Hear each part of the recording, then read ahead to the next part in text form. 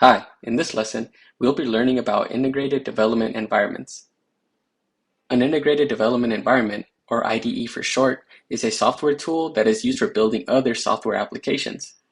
IDEs typically are a combination of developer tools used to make software development easier. These tools often include a text editor for writing code, a debugger, which helps find errors in your programs, and an interpreter or compiler, which translates your code into a language that the computer can understand and run it.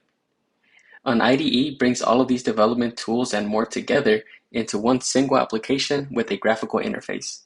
IDEs are used by developers to build all kinds of applications, such as video games, websites, mobile apps, and just about anything that involves code. And because there are so many different types of software projects, many people and organizations have created IDEs that are more useful for certain types of development. Let's look at some of the different IDEs available.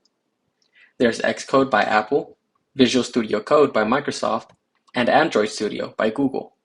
As you can probably guess, Xcode is better for building applications for Apple devices, while Android Studio is better for building applications for Android devices.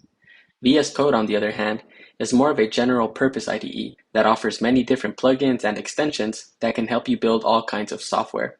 These are just some of the IDEs built by big companies, but there are so many more.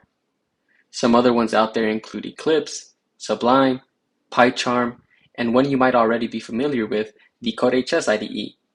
The fact that there are so many different IDEs to choose from is good for developers because you can find the one that best suits your needs.